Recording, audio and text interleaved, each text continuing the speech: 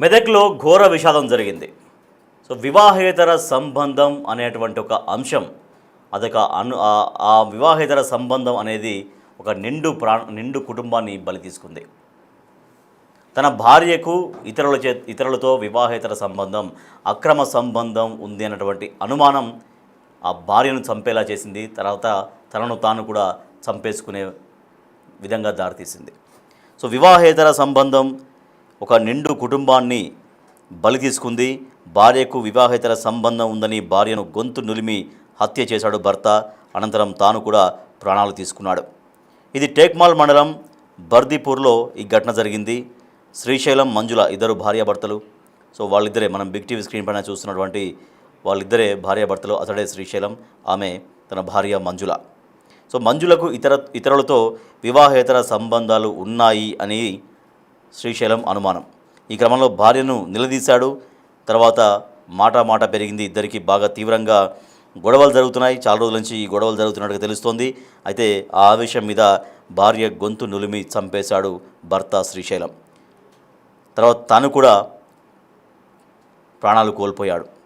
So ఈ ఘటన పైన పోలీసులు దర్యాప్తు చేస్తున్నారు. సో ఇది మెదక్ జిల్లాలో జరిగినటువంటి దారుణ ఘటన. ఈ అక్రమ సంబంధాలు, ఈ వివాహేతర సంబంధాలు ఇట్లా చివరికి నిండు ప్రాణాలని బలి తీసుకుంటాయి అనేది మరోసారి మనకు ఈ ఘటన చెబుతూ ఉంది. సో మెదక్ జిల్లాలో ఈ దారుణం జరిగింది. తన భార్యకు వివాహేతర సంబంధం ఉంది అన్నటువంటి అనుమానంతో భార్యను గొంతు నులిమి చంపేశాడు శ్రీశైలం. తర్వాత తాను కూడా ప్రాణాలు తీసుకున్నాడు. సో ఈ ఘటన టేక్మాల్ మండలం బర్దీపూర్లో జరిగింది. 37 సంవత్సరాల వయసు శ్రీశైలంది, 34 సంవత్సరాల వయసు తన భార్య మంజులది. మంజులకు ఇతరులతో వివాహేతర సంబంధాలున్నాయి, అక్రమ సంబంధాలున్నాయనేది ఆయనకు ఉన్నటువంటి అనుమానం. ఈ క్రమంలో భార్యను నిలదీశాడు. సో వాళ్ళిద్దరి మధ్యలో తీవ్రస్థాయిలో గొడవ జరిగింది. దీంతో భార్యను గొంతు నులిమి చంపేశాడు భర్త. అనంతరం తాను కూడా ప్రాణాలు తీసుకున్నాడు. మరింత సమాచారాన్ని మా ప్రతినిధి దుర్గారెడ్డి అందిస్తారు. దుర్గారెడ్డి, ఎట్లా జరిగింది అంటే అసలు తన భార్యకి ఇతరులతో అక్రమ సంబంధాలు ఉన్నాయి, ఇతరులతో వివాహేతర సంబంధాలు ఉన్నాయనే దానిపైన ఎప్పటి నుంచి వీళ్ళిద్దరు గొడవ పడుతున్నారు? అసలు వీళ్ళ కుటుంబంలో ఏం జరిగింది?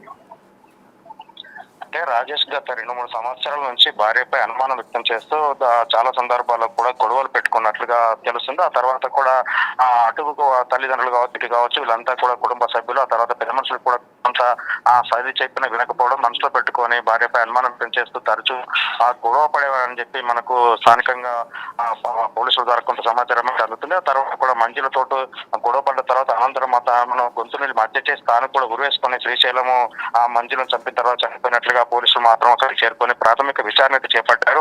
వాస్తవాలు ఇదే కారణమా లేకుంటే ఇంకేమైనా కారణాలు ఉన్నాయా అని చెప్పి కూడా పోలీసులు గ్రామానికి చేరుకొని అక్కడ ఆ పరిస్థితి, ఆ తర్వాత కుటుంబ సభ్యులను విచారిస్తున్న పరిస్థితి మనకు కనిపిస్తుంది. దీంతో పాటు ఒకవేళ అనుమానం వ్యక్తం అవుతుంటే లేకపోతే ఇక్కడ కూడా అక్కడున్న సంబంధికులు అంటే తల్లిదండ్రులు కావచ్చు లేకుంటే అక్కడున్న స్థానికుల ద్వారా పోలీసులు మాత్రం పూర్తి విచారణ చేసి ఆ కేసు నమోదు చేసుకుని డెడ్ బాడీలను పోస్ట్ మార్టం తరలించే ఏర్పాట్లు అయితే పోలీసులు ఉన్నారు. కూడా ఒకవేళ ఎలాంటి అంటే హింసాత్మక సంఘటన ఏమైనా జరిగే అవకాశం ఉంటాయని కూడా పోలీసులు అక్కడికి నామినేషన్ జరుగుతున్నాయి కనుక పోలీసులు రప్పించిన తర్వాత అక్కడికి పూర్తిగా వెళ్ళి విచారణ చేసే అవకాశాలు అయితే మనకు కనిపిస్తున్నాయి. రాజేష్, అంటే వీళ్ళకు పిల్లలు ఉన్నట్టుగా తెలుస్తుందా దుర్గారెడ్డి? పిల్లల సంగతి ఏంటి? అయితే మంజుల శ్రీశైలంకు ఒక కుమారుడు ఉన్నట్లు తెలుస్తుంది. ఆ కుమారుడు కూడా మరి స్కూల్కి వెళ్ళిన తర్వాత జరిగిందా లేకుంటే నిజంగా నిన్న జరిగితే కుమారుడు కూడా భయప్రాంతాలకు గురయ్యే వేరే దగ్గర ఉన్నాడా తెలుస్తలేదు కనుక అక్కడికి ఒక కుమారుడు అయితే పిల్లలు ఒకరు కుమారుడు ఉన్నారని మాత్రం స్థానికులు పోలీసులకు మాత్రం తెలిపినట్టు తెలుస్తుంది.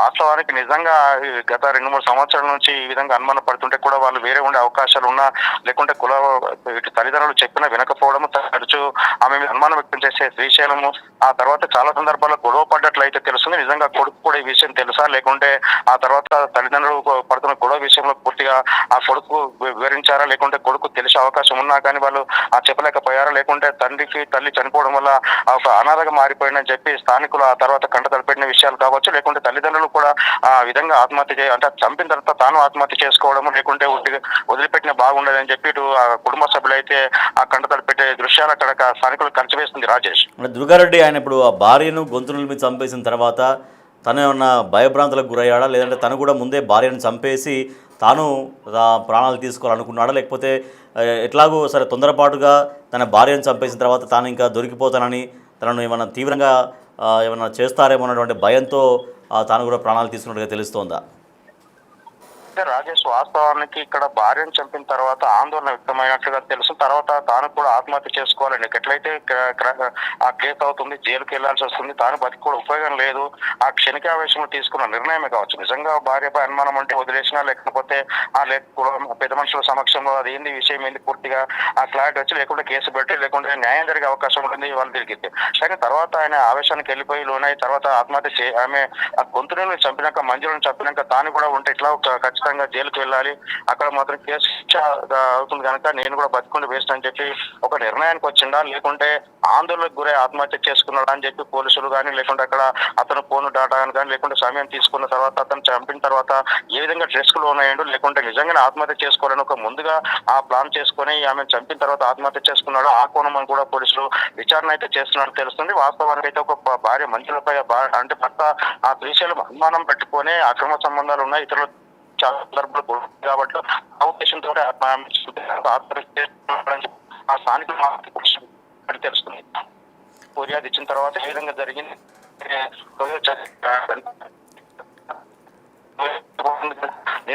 కూడా వేషంతో ఆ ఉద్దేశంతో చనిపోయాడా, లేకుంటే ముందుగా ప్లాన్ చేసుకొని చనిపోయాడా అని చెప్పి పోలీసుల విచారణ తెలిసే అవకాశం మనకు కనిపిస్తుంది. Rajesh, right, thank you Durga Reddy. Medak జిల్లాలో దారుణం జరిగింది.